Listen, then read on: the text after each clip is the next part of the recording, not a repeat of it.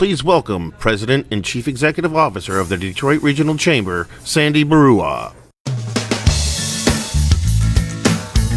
And welcome. I am delighted to welcome you, our Mackinac Policy Conference audience, and our guests for this evening, and a very, very special evening this will be. But I am most delighted to welcome the four leading Republican candidates to be Michigan's next Chief Executive Officer: Tudor Dixon, Ralph Rebant, Kevin Rinke, and Garrett Soldano. I want to thank each of our four candidates for taking the time out of their incredibly busy campaign schedules to be up on the island with us today. But more importantly, I want to thank them for their commitment to Michigan and their commitment to public service and doing the hard work of offering themselves for public service, which we know today is not easy and also not fun. I am also very grateful to two very good friends, Rick Albin of Wood TV in Grand Rapids and Rick Pluta, Michigan Public Radio, for serving as tonight's moderators for the debate. I want to stress, and I'm going to stress this again, that the questions and the format for this evening's debate are exclusively those of our professional journalists who will be moderating the debate. The Chamber has no advanced knowledge of the questions Rick and Rick will pose, and nor did we influence the format or the timing of the event. The Chamber's role is simply to offer these candidates our stage for you. When I kicked off this conference Wednesday, I started with the theme that what makes this event unique is that civility still lives here, and it lives in all of us who attend this event on an annual basis. This is one of the things that I am most proud about of the long tradition of the Mackinac Policy Conference. Regardless who is on stage, what their views are, we have always treated each and every one of us with respect and courtesy, and I look forward to that this evening. Tonight will be no exception. Given the political dynamics at play, this November's election is likely to be exceptionally competitive. I am very much looking forward to what our candidates have to say. And as I turn this program over to my friends Rick and Rick and our Republican candidates for governor, I look forward to an spirited exchange. I look forward to hearing ideas, and I look forward to you all offering our candidates a warm welcome. With that, I leave you the words of my former boss, President Bush, and my friend, Rick Snyder. Ladies and gentlemen, thank you for being here. Rick Pluta, Rick Albin. Please welcome political reporter at Wood TV 8, Rick Albin, and senior Capitol correspondent at Michigan Public Radio Network, Rick Pluta.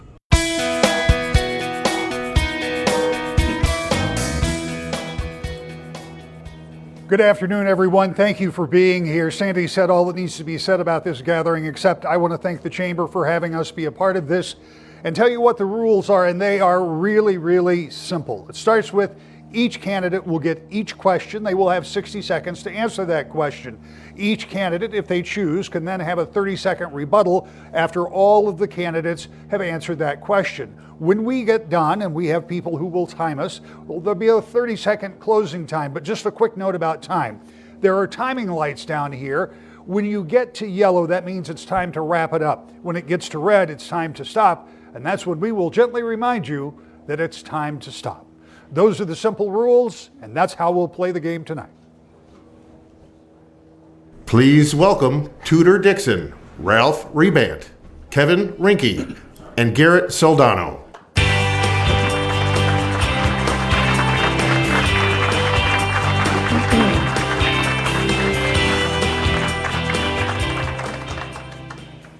Thank you all very much for being here. It'll take me just a second because I have to pull this up and I want this to get off on the right note. So pardon me for just 1 second because my computer had closed down. Like they say, please stand by.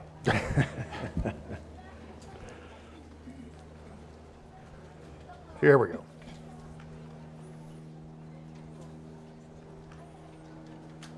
My apologies for the delay. And since it won't open, I'll just do the question from memory. I'll start with you, and here is the question. We don't know precisely what the Supreme Court will do when it comes to Roe v. Wade. The indications are that many people believe that that could be struck down, that 73 ruling could be struck down as early as this month. If that happens, that puts Michigan in a unique situation because a Court of Claims judge has already put a preliminary injunction against the 1931 law that would otherwise govern what happens with abortion here in the state of Michigan. So it is possible that if Roe is somehow made invalid, Michigan will have no law regarding those procedures. If you were governor and that were the circumstance, what would you do? I am unapologetically pro-life. I believe that we have to protect our babies, and we have to come around the people of the state of Michigan to make sure that we support mothers. We've seen the Democrats, they are working to get the most radical abortion laws on the book that they can possibly get on the books in the state of Michigan. We cannot let that happen. We have to make sure that families are supported in this state. Let me take you back the last 15 years. Abortion had been going down up until 2020. How in a year, when we had everything shut down, did the state of Michigan see an almost 30,000 person abortion rate in this state? This was the highest rate we've seen in 15 years. This is something that we have to come around young people. We are seeing, if you see that uptick in this state, that means this state is not providing what it needs to families to make sure young women and young families feel supported enough that they can afford to have a baby. We need to look at the policies of this state to make sure that this state is family friendly. Mr. Rebuttal, what would you do if you were in that situation and there were no controlling law in the state? It's a possibility. Sure. What I would first of all do is ask, does Elizabeth Gleicher have the right to do what she did? And I would have the Attorney General. Sorry? The judge. I'm sorry, the judge. Yes, Yep. The judge who ruled that. I would find out if that was even legitimate. But when I talk about being pro-life, I'm not just throwing out a term. I'm talking about the fact that I am convinced that life begins at conception and ends at natural death. And so I'm here to protect our kids and our those who are in the womb. And the reason why I say that is because as we look at what's in front of us, many of us have been praying for 50 years for this time that you just mentioned, Rick. And we want to see that change. And we're not going to give up the fight until we do. And if Governor Whitmer says she's going to fight like hell, we're going to fight harder. Mr. Ranke? Yeah, I am pro-life. I have the same position as Ronald Reagan and Donald Trump. What we're seeing from the Democrats in proposals across other states, and what I fear for Michigan, is abortions up to 28 days after the birth of the child. 2 states have recently proposed that. Unlimited abortions. And it's wrong, folks. Of the pregnancies that were recorded last year in Michigan, 23% were aborted. It's being used as birth control, and it's wrong. We need to work with the legislature. It's their responsibility to come up with the legislation, and as governor, we'll look at that legislation and make the appropriate decisions. Mr. Saldana? Just like everyone else up here, I'm 100% unapologetically pro-life. My mom was adopted. If her birth mother could have had an abortion, I wouldn't be here. And I know a lot of the progressive left wishes that would have happened, but it didn't. A lot of our money shouldn't be going to Planned Parenthood. It should be going to these pregnancy crisis centers. It should be going to these adoption care centers, these foster care centers. And we all know Governor Whitmer is an extremist on abortion. She's an extremist on death. I mean, she's the very one who put COVID-infected elderly in the nursing homes. And so as governor, I will always stand up for the ones who can't stand up for themselves, the unborn. And yes, I will stand up all the way till that conception. Each of you are entitled to a rebuttal if you choose. Nope. I would like to ask, through you, the rest of the candidates, if they believe in personhood at conception. That's a critical thing. So I'd just like to ask them if that's okay to ask through you. It's okay to ask. They certainly don't have to answer, but it's certainly fine for you to ask. Anybody else with a rebuttal? And we're at in the history of our species, have we ever crucified the child for the act of their mom or dad? That's what you need to think about. May I ask for a direct answer to that question? I think you have your answer. And we'll try to ask the questions as much as possible. Yeah, I'm sorry. I just trying to find out. Yeah, I understand. I want to make sure everybody's pro-life in what they mean. All right, so the next question, we start with Mr. Reband, and that is regarding election integrity. There are still some Republicans who question the validity of the 2020 election. Those complaints generally center around the presidential election, not so much other races down the ballot, many of which were actually won by Republicans. The question is, will you accept the results of the August primary and the election in November as a fair and accurate reflection of the will of the voters? The answer to that would be yes, if we have proper poll watchers. I know they were thrown out in Detroit because I was one of them who went down and was able to get in because I have a police badge. And so in order for me to accept the election results, I would have to see and know that people are there and not extracted from the room. In 2005, the Federal Election Commission put together a Baker-Carter investigation. And the bottom line was they said that there are two ways to commit fraud. Number one was mass mail-out ballots, which we know Benson did. She sent out 7.7 million pre-filled ballots. We also know that the other thing that they said that would be cause fraud would be not requiring voter ID. And she also instructed the county clerks not to compare the signatures. And so that's why I don't question the election. I question the results of the election from 2020. Okay, Mr. Rinke. Yeah, we know that there was fraud in the election, unquestionably. And we know that because there's been fraud in every election. We know that there were significant voter irregularities, record voter irregularities. I'll give you an example. I built a house in a horse pasture. I'm the only one that's ever had a structure on it. I received 6 ballot applications to my home under different people's names. We have 520,000 people that are on voting rolls that have not been active in over 20 years in our state, and we have a governor that vetoes a bill to clean voting rolls. We have a governor that vetoes a bill that says if you vote more than once, you are committing a felony. Government's responsibility is to do one thing well: provide a fair, safe, honest election that the people can believe in. It's the greatest privilege that we have in our republic, and we need to protect it at all costs. Mr. Saldana. It's one thing, being around the state many times, is one thing I don't like to hear is, I'm not going to vote because it's not going to count. We have to make sure that our voters understand and know and believe that their vote counts. That's the whole essence of being an American. And if anyone ever messes with our election process, that's called treason, and they should be tried as such.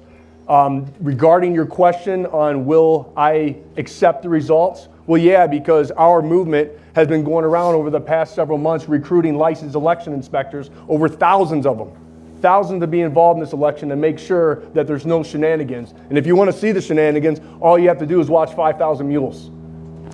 Ms. Dixon. 2,000 mules. 2,000 mules. But there's probably 5,000 of them. Maybe even 10. I was going to say maybe 8. It's Ms. Dixon's turn. I love the number of people in this state who have rallied around this cause to make sure that our elections are safe. But we have to wonder, what will the Secretary of State do when it comes to the 22 election? Will she do what she did the last time? Will she try to send absentee ballot applications out to everyone? Will she require voter ID? All of the things that we saw the legislature pass that the governor vetoed were common sense election integrity laws that we see in other states, that most people come out and say, yes, this is exactly what we want. So if we see the Secretary of State running a fair election the way she should be, then that's a different story. But we don't know what she's going to do, because we certainly couldn't have assumed that a woman who ran saying, we don't need voter ID because the signature match is that important, and then went around us and removed the requirements, didn't have the stringent requirements for even a signature match. That's pretty fishy. So we have to see what she's going to do to make sure it's going to be a fair election. Opportunity for rebuttal, starting with Mr. Reband. No rebuttal, just the fact that whenever elections are secure, people vote more. That was proven in Mexico. In Europe, there are 46 countries out of 47 that do not allow absentee voting. Actually, I'm sorry, it's 36 out of 47 do not allow absentee voting at all. And so when we think of other nations, we should be setting the standard for them, not them setting the standard for us. Mr. Rinke? Yeah. I was called a radical by our existing governor when I said that I expected elections to require that people were alive, breathing, properly registered, and with a voter ID. I think that's common sense. I'm no radical. That's what the people deserve. Mr. Saldana. And that's one thing our movement has been doing over the past several months is help circulating the Secure My Vote petition, which is going to elaborate on voter ID, get rid of ballot harvesting, get rid of the mass mailings of absentee ballot applications, common sense solutions, just like Mrs. Tudor talked about regarding the legislature. They did their job. They passed all these common sense bills, and our governor has vetoed every single one, and that's concerning. When I get into office, I will make sure we pass those bills right away. We'll make sure that there are no Zuckerbucks coming in and going into fishy places, and we will make sure that voter ID is necessary. We will have secure elections. Mr. Rinke, we're going to begin with you and this question about the budget in the state of Michigan, which is the biggest it has ever been this year. It will be bigger again next year. So my question is, if you were elected governor, would you continue to let the budget grow year after year, like both Democratic and Republican governors in the past, or would you seek to rein in spending? And if you would try to curb government spending, how would you do it, and what would you cut in the state budget? Well, in 30 seconds, you can't answer that, or in You've got 60 seconds. Yeah. But that being said, Ronald Reagan said the only way to control government spending is to starve it. We have a governor in 4 years that has increased the state budget by 30%. And I'm a candidate that has proposed eliminating the personal income tax, 4.25%, giving back the people $12 billion of their dollars because I believe that you know how to spend it better than government. But I want to point out something. If I give you back $12 billion, you know what we have? The largest budget in the history of our state by $8 billion. It's doable. Government needs to get under control. Mr. Saldana. Ronald Reagan also said it's very easy for government to get in our everyday lives. It's very hard to get them out. You know, we need to get our fiscal house in order. I will be cutting the budget every single year. We have to, especially with what's on the horizon with a recession, if not depression. We need to start bringing some foresight and some common sense solutions to the equation with this thing. And with all this overspending that's going on right now, it's just going to continue to dig us into a deeper hole. We have to start having some foresight with this so we can start to bring Michigan back out of the hole that Governor Whitmer has put us in. Ms. Dixon. Is this an inflated budget, or is this buying votes? We have the highest budget we've ever seen. The governor is out there touting the fact that she's putting more dollars into education than have ever been put in education in the state of Michigan. And yet, where is our return on investment? That's what we're going to look at when we get into office, is where exactly are we getting the return on the investment of this bloated budget? The Detroit News just put out an article yesterday saying we are headed toward being in the bottom 5 states in the nation on education. And yet the governor is telling us she's putting more money into education than ever before. We are saying we're not measuring success by the money that's going into these programs. We're measuring success by what's coming out. It's time for us to look at what we're getting out of this budget and find out where we can cut and where we can have actual change in the state. Mr. Rebuttal. This is more than just an academic question because it deals with our children's future. I would cut the budget in many ways. One is I would eliminate the general budget, because what you end up having is you borrow from Peter to pay Paul when one of those line items isn't working.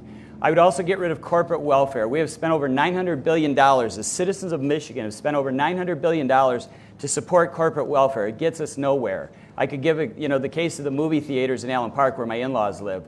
$147 million wasted. Not one movie was made, and it was at our expense as taxpayers. We got to get rid of the administrative state. I have a plan to get rid of, that sounds terrible. I have a plan to have over 1,000 administrators retired, which will save $70 million in our first year. I also would ask anybody that I would appoint, can you cut your budget by 10%? If they say no, I'm not going to hire them. If they can, I'll bring them on. I've got a lot of other creative ideas with the prison population. You and I are spending money on people who should be paying their own way. Go ahead, Mr. Rinke. Yeah, I think that traditionally governments practice baseline budgeting. Every year they increase their budget by 3%, and there's very rarely accountability. There's over 660 departments in the state. I'm going to go line by line, and instead of spending the people's money, we're going to invest the money wisely and show them results. Yeah, and you say, where are we going to cut it? Well, number one is look at the universities. A lot of the funding that we're giving them, they should be raising privately. You know, and with all this COVID spending relief money that's coming in, it's almost comical that we're almost trying to bail out the state of Michigan with this governor, what she has done over the past 2 years, with the lockdowns, with the economy, with putting our kids in a mental health crisis, diminishing their experiences, their opportunities and dreams. We should be like Florida and Texas, putting this money where it belongs, into our infrastructure, into making sure that Detroit doesn't flood every thunderstorm, to making sure these lead lines that we're going to start hearing a lot more about are fixed. Thank you. Ms. Dixon. I would say right now we have quite a bit of one-time money in there with these COVID funds, and it's crucial that this is not spent by this current administration. We find out who the next administration is because it is too tempting to buy votes right now. We need to make sure that money is on hold until we know where it needs to go. Thank you all. Did I get 30 seconds on that too or not? Oh, I'm sorry. I apologize. Yeah, okay, no worries. I will tell you that she's already taken the COVID money and put it into the budget. Last year it was $63 billion. This year it's $74 billion, and that COVID money is in there. Once you inflate it, it's hard to come back, as one of the fellows stated. But the thing that I'm finding is I'm digging around in the budget. I'll give you an example. The Michigan State Police used to drive Harley Davidsons. Now they drive BMWs. You ask yourself why. The reason why is because there was a guy who was a Michigan State police officer who retired, and then he went to work for BMW. BMW motorbikes cost more than Harley Davidsons. If you buy them and if you get in an accident with them, they cost a lot more money. So we can tweak a bunch of things like that that just frustrate me. Okay. Let's talk a little bit about bipartisanship in a Republican primary. Please share with Republican voters, and Mr. Saldana, I'm starting with you, how you would work across the aisle with Democrats to get things done, and maybe what are some areas where you see the possibility of bipartisan cooperation? I tell you what, when I started that movement, which 300,000 people joined in 3 days over 2 years ago, that's all what I always preach in the beginning is unity. And I think as a society right now, we are sick and tired of the fringe left and the fringe right. If you want to take down a country, you don't need it on boots on the ground. You don't need aircraft carriers in the military. How do you destroy a powerful country? You do it from within. You do it with infighting. And I got a story I got to share with all of you real quick. When I was announced last year, obviously I'm pro-life. In our movement, there's a lot of moderates. And she's like, well, I'm pro-choice. Will you have conversation with me? I said, absolutely. She drove 2.5 hours that next week into our meet and greet to meet me. And she came in there and she was fired up. And she met me. She's like, I'm pro-choice. I said, I'm pro-life. For 35 minutes, we had a conversation. Do you think I changed her belief? Nope. Did she change mine? Nope. She gave me a hug. She's like, I've never voted for a Republican before, but I'm voting for you. Never donated to a campaign, but I'm donating to yours. It is time for unity now. United we stand, divided we fall. Ms. Dixon. It's time for us to sit down together and talk about what makes a family-friendly Michigan. And I believe that people on both sides of the aisle want to make sure that this state is thriving. And right now, as we've already covered, it's not. On many fronts, we have problems in education. But these are messages that everybody wants. We can all get behind our kids having a world-class education and having no wrong path for our students. Let's sit down and listen to one another. Same with public safety. We know that we need more people in this state. We need to make sure that we can bring 1 million more people into the state of Michigan. But education and public safety are key. We also need to make sure that this state is affordable and it's desirable for a middle class to come here, because our businesses right now could be thriving, but they don't have a workforce. These are all things that we can come together on, sit down and listen, and work out a plan to make sure Michigan is #1 for families. All right, thank you. Mr. Reband. My entire experience as a pastor for 35 years has put me in front of people, husbands and wives, families, and even businesses that children inherit who have been at each other's throats, ready to kill each other. I have been successful in counseling those families to come together, to come to some agreements on things, and the families have stuck together. There have hardly been any divorces in our church over 35 years. And as I look at the slate of candidates, as much as I love all these people here, I ask myself, and that's one of the reasons why I'm in the race, who else has the experience to bring people together that are at odds with one another? I've been doing that for 35 years, and it's been amazing to see. And so as I look at my life, I'll go anywhere to talk to anybody who disagrees with me. And that's part of the reason why I'm here today. I know there's a candidate that's not here today, and I won't even go there. But my point is I want to take the message of unity and bringing people together, and that's why I'm here. Mr. Rinke. Yeah. I have led my companies and the companies that I've worked for over 35 years by creating an environment for the people that I lead to be successful in. You see, if we take Democrats and Republicans and we give them a survey of what they expect from government, interestingly enough, they agree on about 90%. So, like Newt Gingrich when he came out with the contract with America, we're going to have a contract with Michigan that's common sense, that both sides of the aisle can see that moves the state forward. We're going to disagree and fight like hell on the 10% that we don't agree on. And that's part of the process, and that's part of what makes us great. But bringing people together is what executives do. I've done it for 35 years. I've done it in Lansing. I've done it in private business. I've done it in public businesses. And I've done it with unions and without unions. I'm looking forward to doing it for you. Mr. Soldano, rebuttal opportunity. I played football at Western Michigan University. Go Broncos. And in that locker room, there's 120 people from a variety of different experiences and backgrounds, values and beliefs. And we would have conversation, difficult conversations, arguments. But at the end of the day, we had one common goal, and that was to win. And that's what we're going to bring to the table. You're not going to change my belief on the Second Amendment, pro-life, and the Constitution. But if you have a great idea on how to move the state forward economically, how to invest in the long-term energy-dense solutions, my door will always be open for that. Okay. Ms. Dixon? It is important to take a look at people's records on how they did run their businesses in the past. And I would say that I come from an industry that is not historically female-friendly. And I learned to humble myself, come to the table, and listen. We are a society of talkers. It's time to sit down and listen to one another and move forward with the ideas that we can create together. Mr. Reband? Our state is full of hate and division, and my faith tells me that I can't just not to hate somebody. That doesn't tell me to tolerate people, but it tells me to love someone as I love myself. And so as I look at citizens, as I look at people across the aisle, I don't look at them as enemies. I don't look at them as people who are warped in their brains. I look at people who we can sit down and talk about how to do this, and modeling it, as I said, for 35 years is an amazing track record. Okay, and before we move on to our next question, rebuttal opportunity. No rebuttal. I've said what I said. We'll move on now, starting with you, Ms. Dixon. And this is a tough question because it impacts us all. In the past week, we've seen another heartbreaking, senseless example of innocent students being killed in classrooms when a person with a gun inexplicably comes in and starts firing, devastating families in a community in West Texas. Sadly, we're just 6 months out of a similar event right here in Michigan. Dealing specifically with the issue of school safety and guns, what can be done? What should be done to secure our schools? And does that involve some type of regulation on guns, possession, or storage? What measures might you as governor work on with the legislature to ensure schools are safe places for children to learn?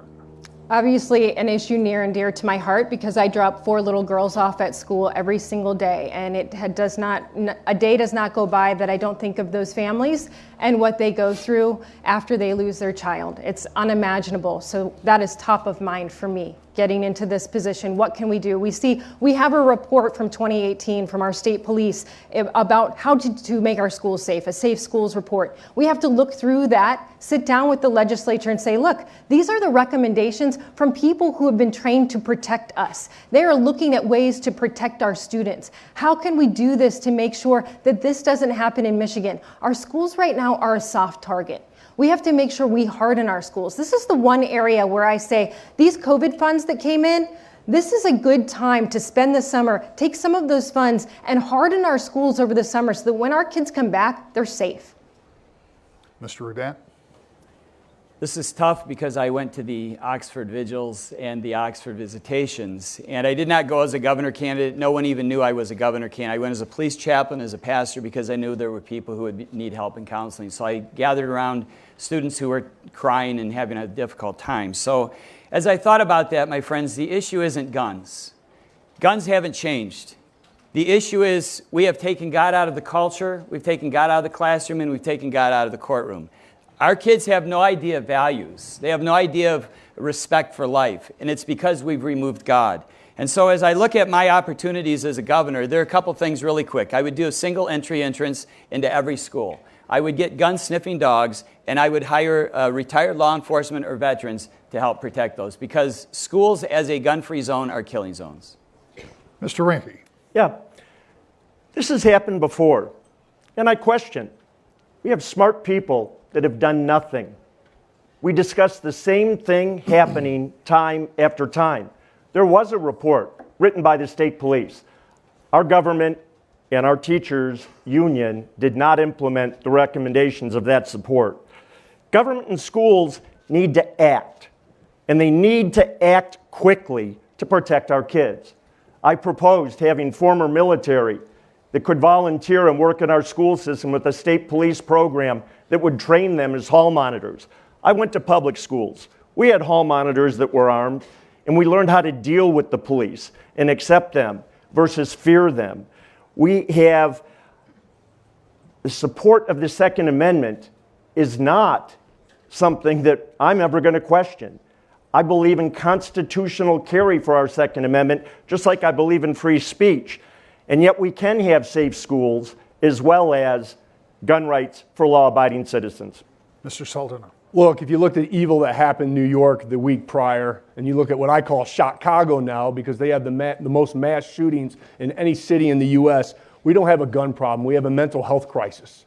And that's one thing that I look at right now is opportunity. And look at the opportunity, what we could have had if we had all this COVID money, not trying to bail out the mental health crisis this governor put our kids in, but have that money to actually secure our kids. Because every single student, teacher, administration that works at that school, they should always know and feel safe. 1 point entry, having teachers be armed if they choose to, and having the yearly training necessary so they're confident to do so. When evil comes knocking at that door, they should understand and know that there's going to be a fist fight in a phone booth on the other side of that door. And as Michigan's next governor, I will make sure that every single one of your kids, your grandchildren, your teachers, and your administration feels safe, and so we can further our society. But there has to be an emphasis on mental health now and an emphasis on social media. They should not get a get-out-of-jail-free card with this. Before we move on, does anybody have anything to add, beginning with you, Ms. Dixon? Yeah, we look at our schools right now. You asked about a bipartisan issue. What could be a better bipartisan issue? Like I said, family first will always be my message. It's time for us to sit down and say, what can we do to make sure our kids are safe? They are our future. They're the most important part of our future, and we have to secure their schools. Mr. Rebuttal? Yes, I'm the only law enforcement candidate left in the race. In fact, the Michigan Chiefs of Police in southeastern Michigan have unanimously endorsed me as their candidate for governor. And so I look forward to working with them to have real solutions that work. They said to me they don't remember ever having a friendly governor in Lansing, and so they've endorsed me. And I can tell you that as one who's concerned about safety of our kids in schools, I will stand up and implement those things that they suggest as well. Mr. Ranke. Yeah, as your governor, I will act versus talk about making the changes necessary. I've looked at other countries like Israel that have implemented common sense approaches. We don't want our kids to feel like they're going to prison. We don't want our kids to go to school to be fearful. We need them to be there focusing on learning, reading, writing, arithmetic, and civics. We'll have people protect them. It doesn't need to be teachers with guns. We'll have folks that are familiar with guns and comfortable with them. Mr. Saldana. And look, I agree with Kevin when he said about constitutional carry in the state of Michigan. Think about this. Guns protect the president. Guns protect the congressmen and women. Guns protect our governor, our banks, and our courts. But we have gun-free school zones, and when evil knocks on the door, we call the people with the guns. That doesn't make sense to me. It doesn't make sense to me at all. And so those are the things that we have to change. Again, an emphasis on mental health. Thank you all. And Rick, I would point out we're already halfway through our hour. So we appreciate you with all of your answers, but we're covering a lot of ground quickly. Well, let's focus a little bit on mental health, and we'll be starting with Mr. Reband. Give us an idea of your plans for Michigan's mental health system and how to improve services, especially for children and in workplaces. I'll point out that there is a recent report from the Department of Labor and Economic Opportunity that recommended improvements to help employers with stress and other workplace mental health issues. So workplaces and schools, please. Well, for sure, mental health is a problem across the board. In fact, the federal government did a study, and they said that by offering children vouchers so they could go to different schools, we're talking about school shootings, the mental health would be improved if they had vouchers to go somewhere else. And so that's the first thing that I would do to help children out of the issues that they're facing right now. I'd help them with getting into a school where they do feel safe. And obviously there are those that are safe around the state. I also see this as a huge problem when it comes to law enforcement. That happens to be the niche that I think oftentimes from. And when you have a criminal in prison, they're $40,000 a year, but mental health prisoners are $100,000 a year to take care of. And the issue is you can't just put somebody into a prison cell and call them mentally ill or whatever without any change, without any help on it. So my idea would be to bring people into the prisons who can help get these folks stabilized once again. I'm against medication. We medicate people too much. To wrap it up. I'm sorry. No, that's okay. Mr. Rinke. Yep. We've eliminated mental health care in the state of Michigan many years ago. And we've relied on police. We've relied on teachers who are supposed to be educators to become mental health professionals. We overwhelm our counselors in schools on the ratios that the state mandates on children to counselors. So even our kids who have issues oftentimes can't get access to those counselors. We need to teach our kids how to cope. And there are very specific techniques that can be utilized. And if we support our counselors within our public school systems, that's the first step, and it's the quickest step to helping our kids. Okay, Mr. Saldana. It's such an in-depth, complicated issue, and one thing is for sure is the check engine light is on. And why is that check engine light on? That's what we have to ask ourselves is why do we have a mental health crisis? A large one now, not only in our adults but our children.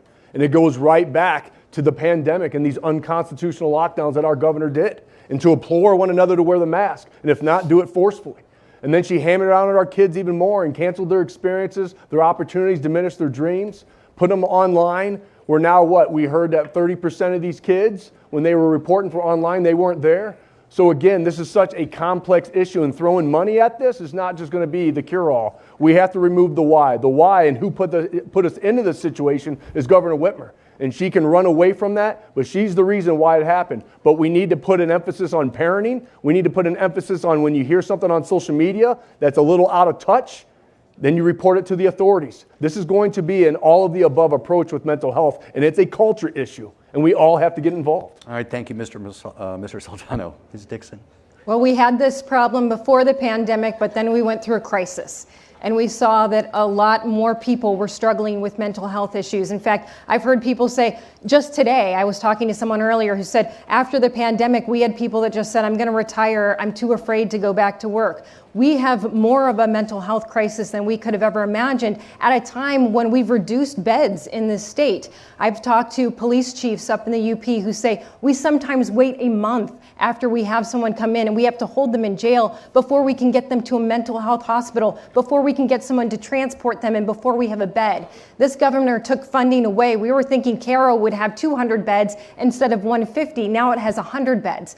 We have some legislators who are working very hard every single day to increase our beds in this state. We had a pediatric crisis as well. We had too many kids that were being turned away from mental hospitals during the pandemic. It has to be a top focus for the state.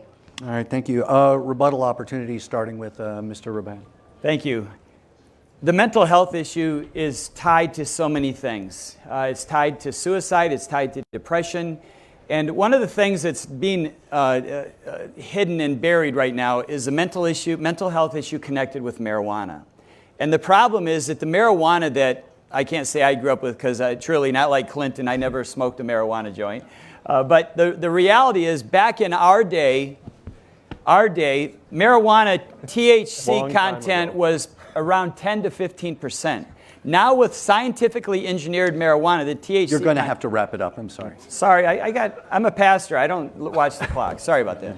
We love you. Mr. Rinke. Yeah.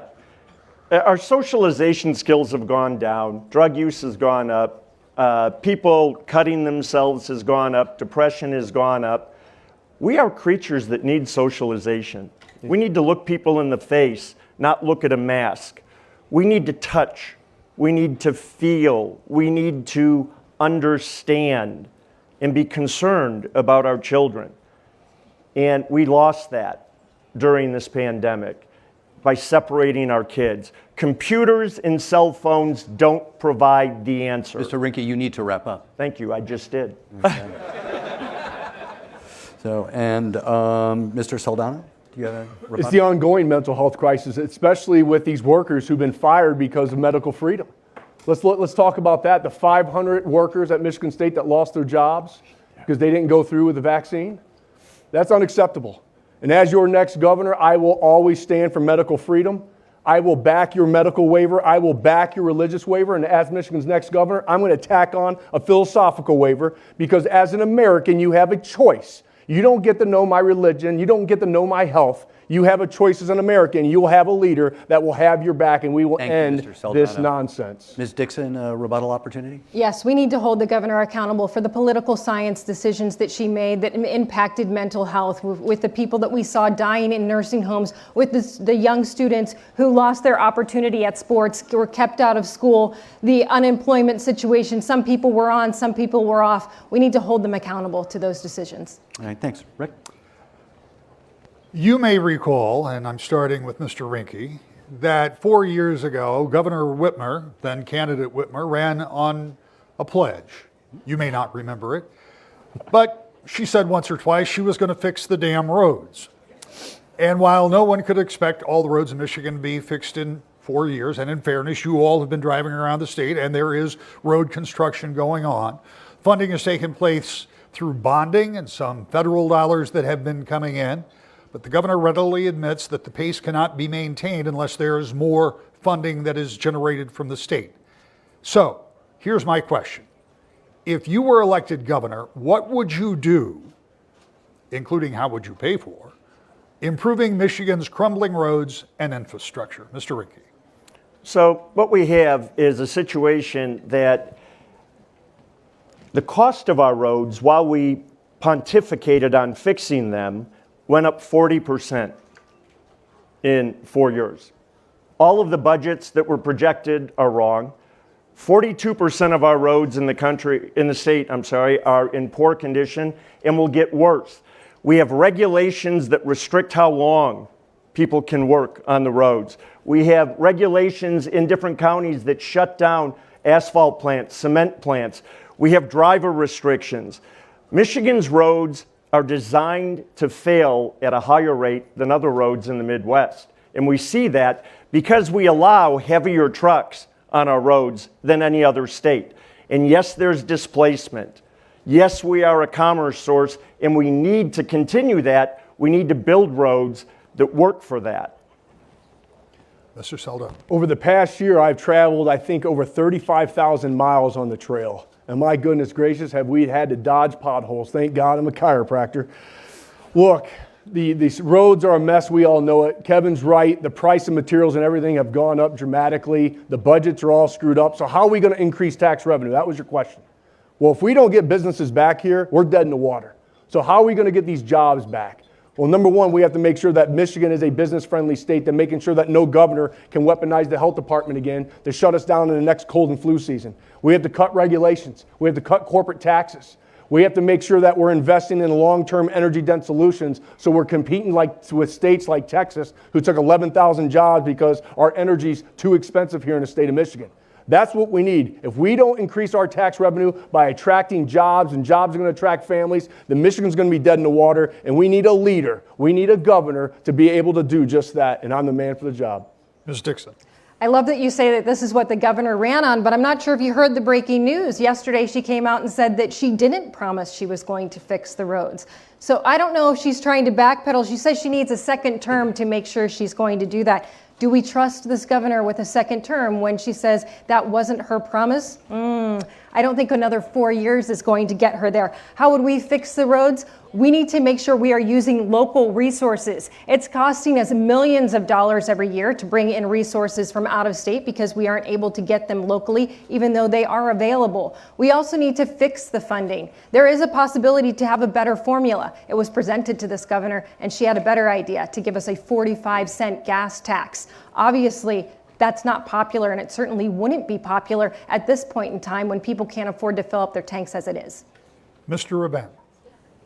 When I came here today, I thought there was going to be 5 podiums, and one of them would be Governor Whitmer, because she's acting more like a Republican now, cutting taxes and now trying to fulfill her promises on the roads. But the reality is, she's now acting like a governor 2 months before the election.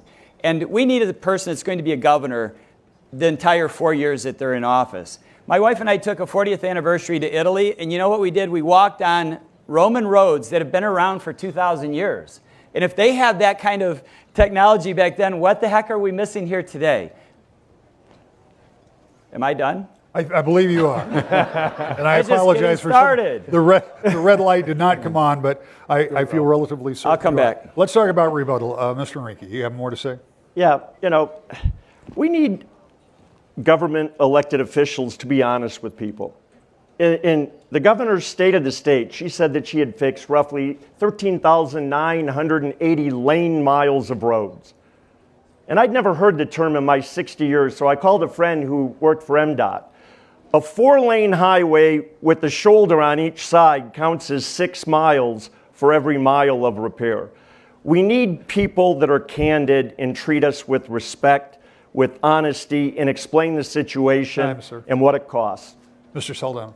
Yeah, just to piggyback on what my man Ralph said about the Roman roads, he's right. Long-term solutions. There's a couple long-term solutions that might be on the table, making them thicker so they don't degrade every several years. Another option would be they're doing studies on mixing asphalt and rubber together so they can contract in the frost and freeze, and so that study's being done. But we need to start bringing some foresight for some long-term solutions so we can get them fixed and they can stay fixed. Ms. Dixon. Let's look at transparency in road building contracts, and also let's take a look at the formula. Like I said, right now we are funding road mile rather than lane mile.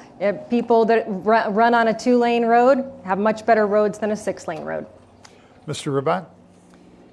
There's a lot that goes into getting the right roads and the right combination. I've been in the construction industry. My father-in-law is a builder, and I've poured concrete myself, and I know all about it. And so there's a lot that goes into it: design, preparation, what's underneath the cement, and even how much concrete and cement is inside of that. And so I would make sure, as was mentioned, that we have the proper mixture to make the roads last.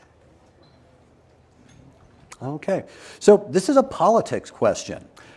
Have you asked President Trump for his endorsement? And if you have not heard back, why do you think that is? And starting with Mr. Saldana. I haven't not personally asked for his endorsement. I would gladly accept it. He is still my president. That's one thing that COVID did for a lot of us, and what President Trump has done for a lot of us.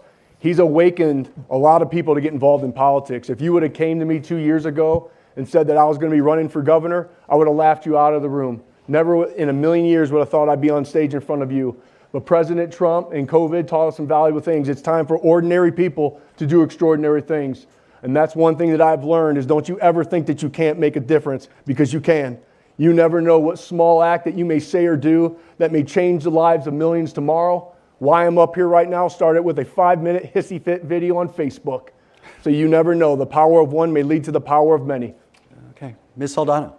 Wait, what? What? Don't Whoa. call me What? that. Oh, my wife's over there. One of those moments. That, Mr. Saldana. that would be a new development. My apologies. Just I me. love you, honey. Ms. Dixon. I have sat down with President Trump several times, and we have talked about his focus on Michigan. As you know, he is very focused on Michigan. He's already come into the state in multiple races and had a bit of involvement, and he's watching it closely. I know that for a fact. And I think that he's watching it closely because Michigan seems to be changing on a daily basis. I don't know if you've noticed that, but things, people are in the race, people are out of the race. So, we all feel blessed that he's been waiting and watching. And I think that he will likely get into this race, but we'll see what he does. And I would gladly welcome his endorsement. All right. Mr. Raban. I also would gladly welcome his endorsement. He's my favorite president because not only did he have awesome policies, but he had amazing tweets. Seriously, though, on the other hand, his policies were so profound, and I have pursued that. I pursued that through friends that I know that know him. I serve on the Council for National Policy in Washington, D.C., and there are a lot of people on that council that have direct relationships with him. And so I have sought that, and our campaign is working on it even as we speak. And so I would certainly be pleased to have that endorsement. Right. I do have Mike Lindell's endorsement since I don't have a red lead thing. But anyway, Mike Lindell's endorsed me because of my stand against the election fraud. Mr. Rinke. Yeah, Michigan's a purple state, and this is going to be a tough election, and it's going to be decided by people who have traditionally struggled with President Trump. I voted for him twice. I support the man. I think he did great things for our country. I'm taking an approach like Glenn Youngkin did to win Michigan for the Republican Party, and President Trump showed tremendous restraint and appropriately endorsed Governor-elect Youngkin at the right time. Of course I would welcome his endorsement. I look forward to it, and we're going to win back Michigan for Republicans and for President Trump. Mr. Saldana, a brief rebuttal if you'd like. I'm good. Ms. Dixon, redemption, brief rebuttal if you'd like. I'm good. Same? Well, candidates, we've come to that part of the day where you're going to get 30 final seconds to tell this crowd and the assembled folks that are streaming this around the state why they could vote for you in the August primary. 30 seconds, we're going to hold it tight. I think the lights are working. If not, we'll be here all night. So the next question would have gone first to you, Ms. Dixon, so you have 30 seconds. Like I said, I want to bring back a family-friendly Michigan. I want this to be the state that people flock to. Right now, we see 1,000 people a day going to Florida, something like that. Forget about Florida. We have beaches, we have a beautiful landscape, and we're going to be the state that leads the nation once again. As long as we bring back these family-friendly values where we have great education, we have a phenomenal workforce, and we have safe cities. That is what I want to see in the state of Michigan, and I hope you will all join me. Thank you so much for listening to me tonight. God bless you, and God bless Michigan. Okay. I'm sorry. Mr. Raban. I'm convinced that if we don't get God right in this next election, nothing's going to matter. When you look at the last 60 years, that's what the difference is. We're trying to solve our problems without having God in culture. And so President John Adams said, "Our Constitution was made for a religious and moral people. It is totally unsuitable for any other." And my friends, that's why I'm running for governor, because I realize that if we're going to get this thing right, you have to have a governor who understands, as our founders did, the perspective of bringing God back into culture. Mr. Rinke. I'm a businessman, not a politician, and I want you to vote for me to be the Chief Executive Officer of the state of Michigan so I can get the same results for you that I've gotten for hundreds of thousands of employees in the state of Michigan, for the millions of people that my family has served over the years in the state of Michigan. I'm looking forward to delivering big things and creating that environment for everyone in Michigan to be successful in. Mr. Saldana. In the beginning, when she started to unilaterally control over all of us, I was waiting for somebody in a position of authority, an elected official, somebody in a position of power to represent all of us, and all I heard was crickets. And again, it's time for ordinary people to do extraordinary things. So I started a movement of hundreds of thousands of people and we inspired positive change. And the change that we went after is that 1945 law, which that governor was unilaterally controlling over all of us. We took that away from her. And looking on stage, I'm the only candidate up here who's 1-0 against Governor Whitmer. And so, folks, we're going to get this done. And we are going to blaze a trail so wide, so big, so full of hope and inspiration. We're done. We'll get it done. I'm Garrett Soldano, and your next governor. There we go. Thank you, candidates. Thank you, Rick Albin. Great to be your partner here.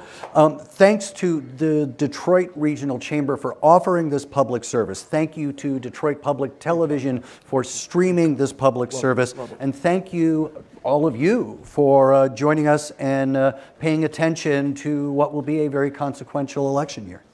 Thank you, gentlemen. Thank you very much. Nice job.